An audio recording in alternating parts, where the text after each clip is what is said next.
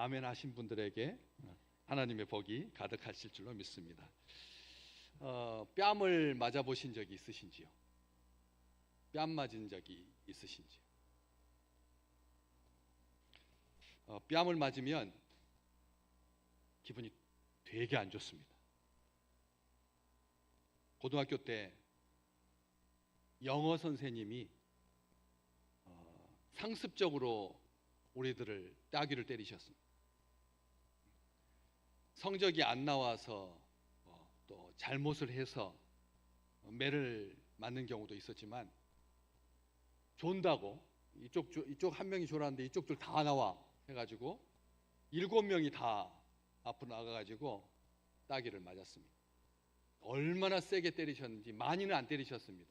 10대씩을 때리지 않았고 딱 한 대 때렸는데, 키도 저보다 어깨보다 작은 그런 선생님인데 따귀를 온 체중을 다 실어가지고 따귀를 때리셨습니다. 영화에나 나올 법한 일이잖아요. 근데 저희는 남녀공학이었어요. 남자 3반, 여자 3반. 남녀공학이었는데 반은 섞어서 있지 않고 따로 다른 남자 반이었는데, 그 선생님이 그렇게 폭력을 행사했죠. 그 당시에는 그게 폭력인지 몰랐습니다. 잘못해서 맞는 줄 알았고 의뢰 맞으려니 했습니다. 그런데 그 선생님이 따귀를 하도 때리다 보니까 이게 이 전문가가 되셔가지고 여기에 손자국이 안 나게 때리는, 그렇게 세게 때렸는데도 손자국이 나면 엄마한테 가서 이럴 텐데 손자국이 안 나니까요. 그리고 따귀 잘못 맞아서 고막 터지는 경우가 발생하거든요. 고막 터지지 말라고 이쪽을 딱 잡고, 그 다음에 또 따귀를 때리기 쉽게 이렇게 눕혀서, 그리고 따귀를 때렸어요. 귀에 안 맞게. 그러니까 우리를 사랑하신 거죠. 학교마다 그런 선생님들이 꼭 한 분씩 계셨습니다. 그래서 별명이 어떻게 그렇게 공교롭게도 다 독사더라고요. 학교마다 다 독사가 한 마리씩 있어가지고 선생님 별명이 독사입니다. 독사였습니다. 그런 부모님에게도 한 번도 따귀를 맞은 적이 없는데 선생님에게 고등학생 때 아주 자주 맞았습니다. 지나고 보니 이게 폭력 중에 폭력이라고 하는 것을 알게 되었죠. 유대인들은 자녀를 교육할 때 말을 알아듣기 전까지만 채찍질을 할 수 있도록, 말을 알아듣기 전까지만 때리도록 그렇게 교육하고, 나중에 말을 알아듣게 되면 매질을 해서는 안 된다, 원칙이 분명했는데 우리는 그런 험악한 시대를 살았네요. 우리 위에도 다 계시는데 그런 고등학교 시절을 보내셨을 분도 계십니다. 오늘 말씀을 이렇게 전하다 보니까 그 선생님 얼굴이 새록새록 생각나는 거 있죠. 분명히 아마 우리 그 선생님도 돌아가시지 않았다면 이 설교를 들으실 텐데 제가 용서합니다. 우리 주님 처음부터 이게 미워하는 것, 이게 감정적인 폭력이죠. 미워한다라고 정서적인 폭력, 그리고 저주하고 모욕하는 것은 언어 폭력, 그리고 오늘 드디어 물리적, 신체적 폭력. 3가지 중에 여러분 같이 감정적 폭력, 그 다음에 언어 폭력, 신체적 폭력, 그 다음 주에 이제 또 보시게 될 텐데, 이제 자기 물건을 빼앗아가는, 목숨을 노리고, 이런 폭력들 중에서 어떤 폭력이 견딜만 하실 것 같습니까? 어떤 폭력이 더 세고 어떤 폭력이 덜할까요? 오늘 똑같은 본문인데 누가복음 오늘 본문만을 쓰면서 이 뺨을 때리거든 저 뺨을 돌려대라, 이 뺨을 치는 자에게 저 뺨도 돌려대라고 말씀하십니다. 성경에 똑같은 본문인 마태복음 5장에도 나와 있습니다. 마태복음 5장 39절에 보면 어떻게 되어 있나요? 거기는 뺨 방향이 나와 있어요. 오른편 뺨을 치거든 왼 뺨도 돌려대라. 여러분이 저를 치면, 오른손으로 치면은 제가 어느 쪽을 맞게 되죠?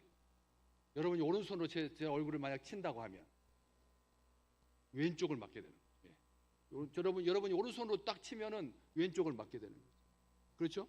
근데 오른뺨을 친다라고 하는 말은 이뺨인데, 그러면 여러분들이 제 오른쪽 뺨, 여러분이 보시기에 왼쪽 뺨을 치려면 어떤 손으로 때려야?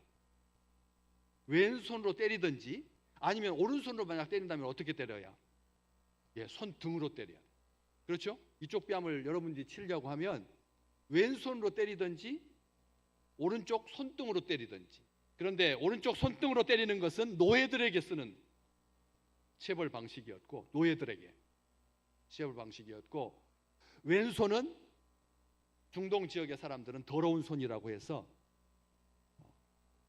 대변을 본 다음에 닦는, 처리하는, 쓰레기 치우는 그런 손이어서 밥 먹을 때는 어느 손으로 먹고요? 오른손으로 먹었습니다. 왼손은 더러운 손이라 그래서 절대 사람 치는 법이 없었죠. 만약 왼손으로 쳤다고 하면 그것은 아주 경멸하는 아주 더러운, 추한, 악한 그런 짓이었습니다.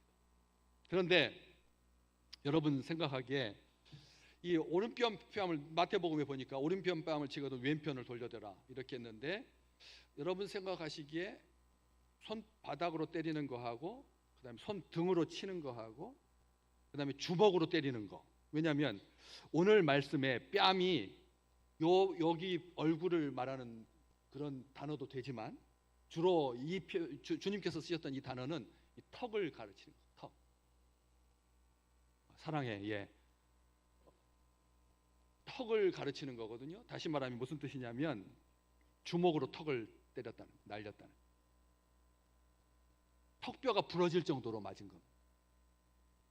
우리 생각에 그냥 예쁘다 해가지고 이렇게 딱딱 건드려 주는 게 아니라, 좀 세게 치는 것이 아니라 턱을 주먹으로 날린, 턱뼈가 부러질 정도로 맞은 경우에 세 가지 중에 손바닥으로 때린다, 손등으로 친다, 주먹으로 때린다, 이 중에서 어느 게 제일 형량이 높을 것 같습니까? 만약 벌금을 매긴다면 여러분 생각에 주먹으로 때리는 게 제일 세죠. 그 다음으로 벌금이 셀 건, 왜 손등하고 손바닥하고 뭔 차이가 있는데? 우리가 유태인도 아닌데. 그런데 느낌상 손등이 더 벌금이 셀 것 같다. 전혀 아닙니다. 그러니까 탈무드에는 두 종류가 있죠. 기록된 전승을 모아놓은 탈무드가 있고, 그 다음에 구전으로 전해진 그런 것을 모아놓은 탈무드. 그래서 구전으로 모아진 이스라엘 조상들의 지혜를 모아놓은 책 이름이 미슈나라고 하는데, 미슈나에 보면 주먹으로 때렸을 때는 벌금이 얼마였냐면 하루 일당, 주먹으로 때리면 하루치, 요즘 보통 20-30만 원 하잖아요. 그러니까 주먹으로 때리면 30만 원을 벌금으로 내야 되는 거예요. 30만 원, 주먹으로 쳤을 때. 그런데 손바닥으로 때리면 며칠짜리 벌금을 물을까요? 여러분 생각해 보시면 50일치. 손바닥으로 때리면 50일치 벌금. 50일이면 하루에 30만 원씩 하시면 50일이면 1,500만 원. 이제 사람 따귀 때렸다가는 큰일 납니다. 1,500만 원 벌금을 물어야 되는 거예요. 그런데 손등으로 때리면 며칠치 벌금을 낼까요?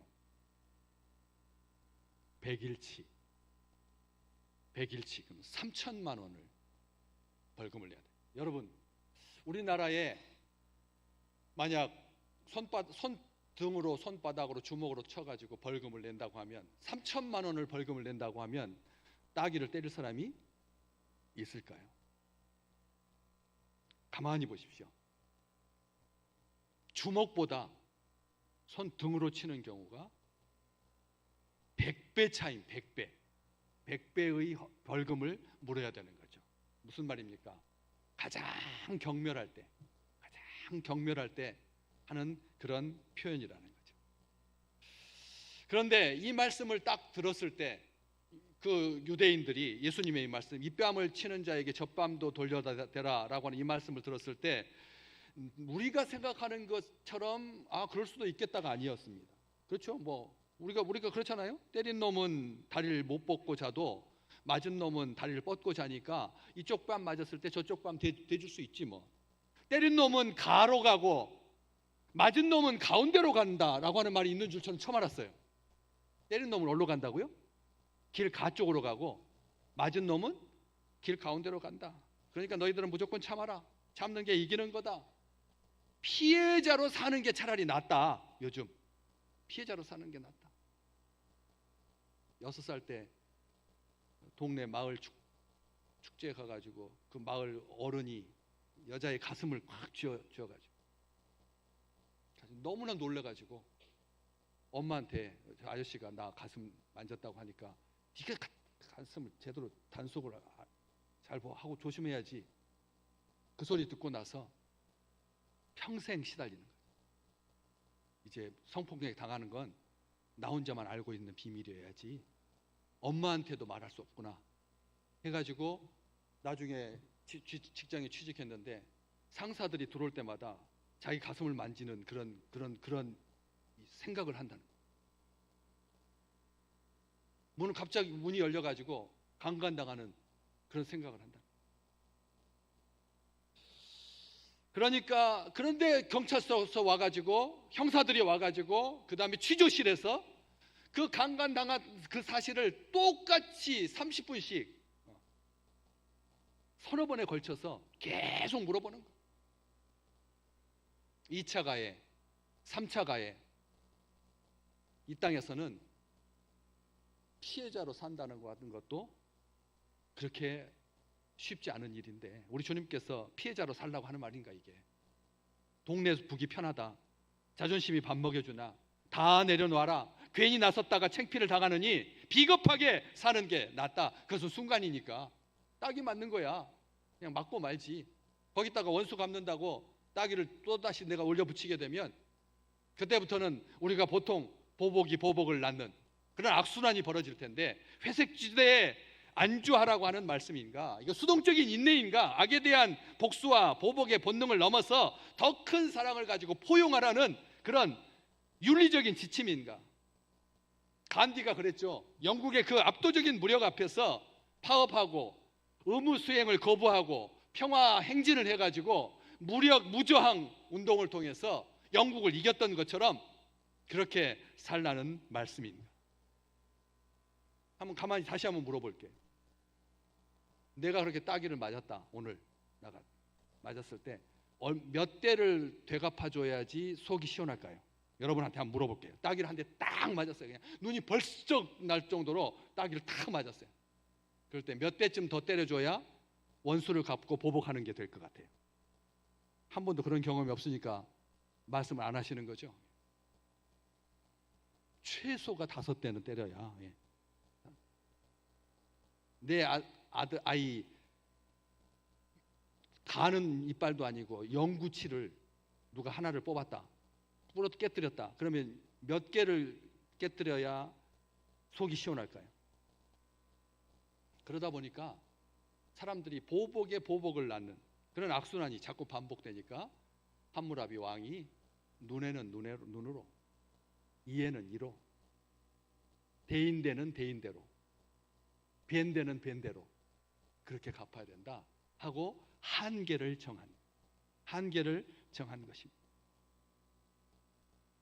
그런데 이 뺨을 치거든 저 뺨을 돌려대라고 하는 말이 구약 성경에 있을까요? 우리 주님께서 그냥 갑자기 신약 시대 때 너희들은 구약 시대 때는 어떻게 살았는지 모르겠는데 구약 시대 신약 시대 때는 너희들이 이렇게 과잉할 정도로 친절하고 사랑하면서 살아야 된다라고 우리 주님의 머리에 갑자기 어느 날 생각이 떠올라가지고 그렇게 하신 말씀일까요? 구약 성경에서 한 번이라도 이 뺨 맞았을 때 저 뺨 돌려대라고 하는 말을 읽어본 적이 있거나 설교 중에 들어본 적이 있으신 분 한번 손 들어보세요. 구약 성경에 있습니다. 예레미야 예가 3장 30절 말씀 같이 읽어볼까요?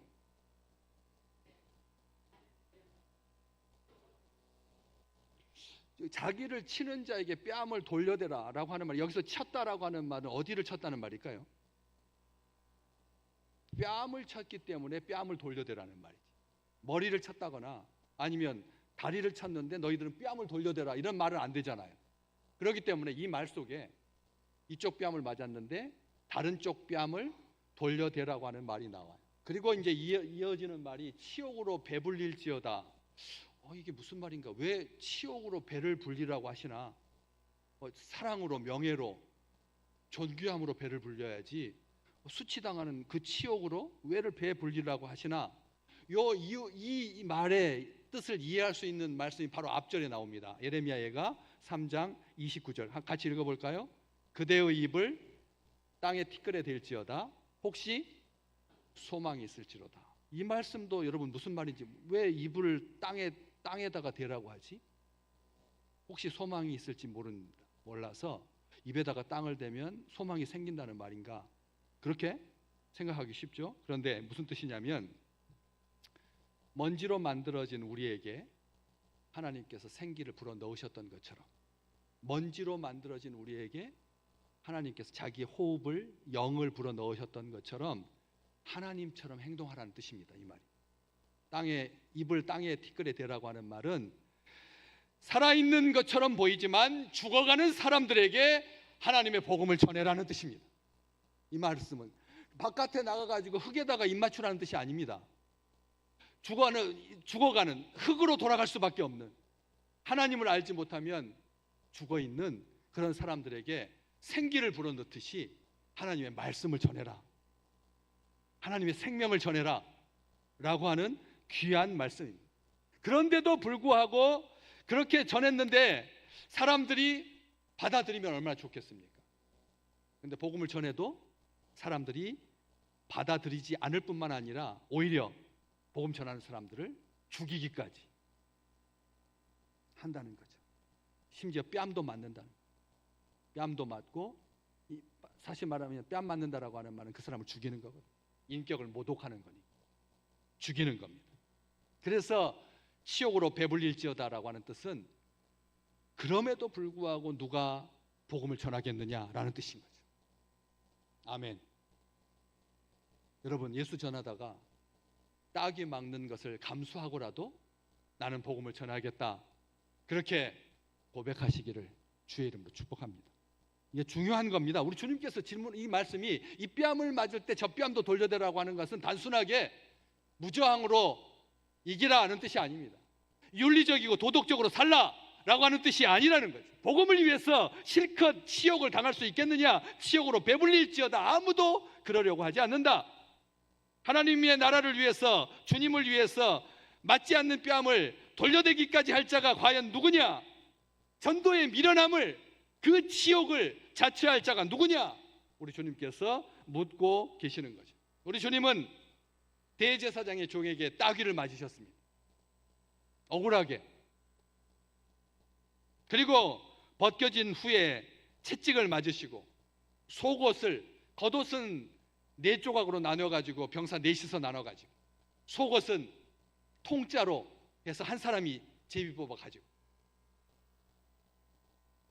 그래서 나중에 베드로 사도는 그 주님을 이 뺨을 맞았을 때 저 뺨을 돌려댄 분이다 해서 베드로전서 2장 22절과 23절, 그는 죄를 범하지 아니하시고 그 입에 거짓도 없으시며 욕을 당하시되 뭐 하지 않으셨고요, 맞대어 욕하지 아니하시고 고난을 당하시되 위협하지 아니하시고 오직 공의로 심판하시는 하나님께 부탁했다.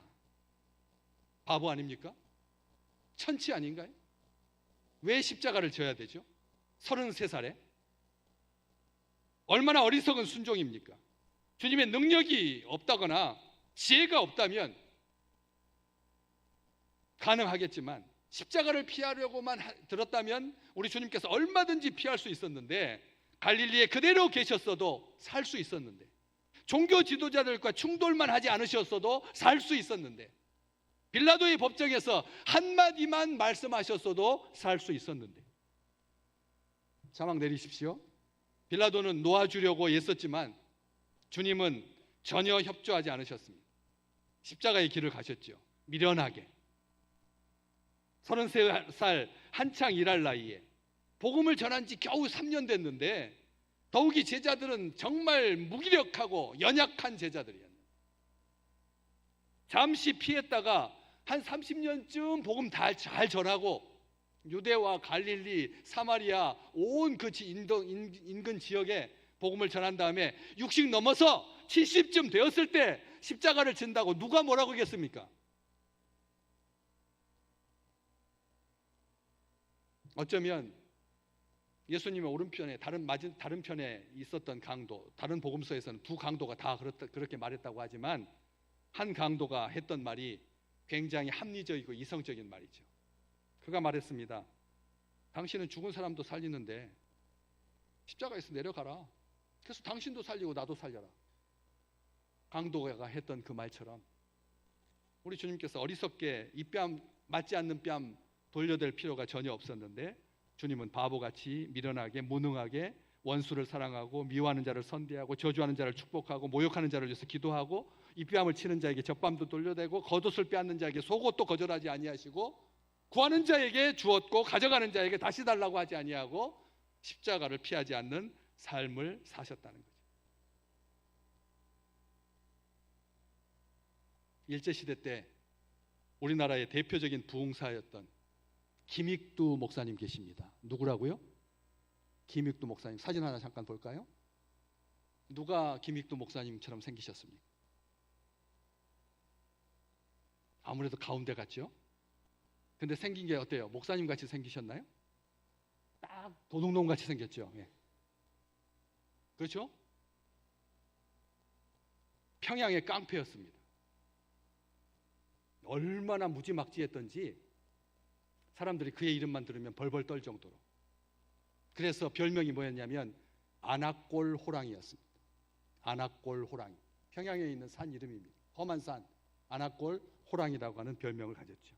이분이 예수 믿고 거듭나고 목사가 된 거죠.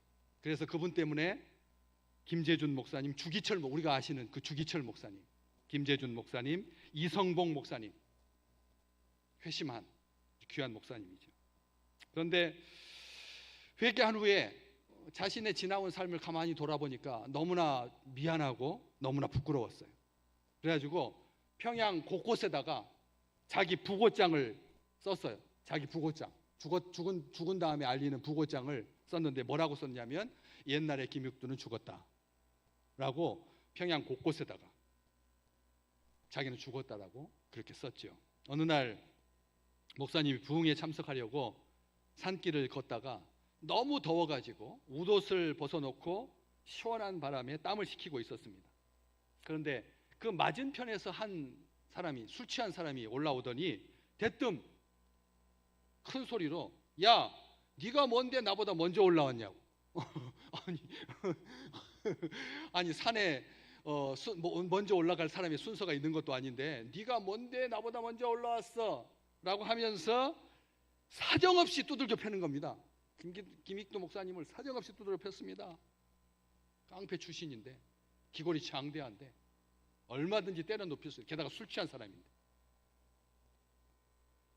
아무런 저항도 하지 아니하고 고스란히 그 문매를 다 맞은 다음에 목사님이 그 술 취한 사람에게 이렇게 말했습니다. 형님 다 때리셨습니까?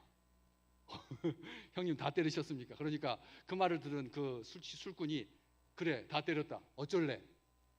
했더니 목사님이 하신 말씀입니다. 한번 따라서 해볼래요? 예수는 내가 믿고 복은 형님이 받으셨습니다. 아멘. 예수는 내가 믿고 복은 당신이 받았습니다. 형님이 받았습니다.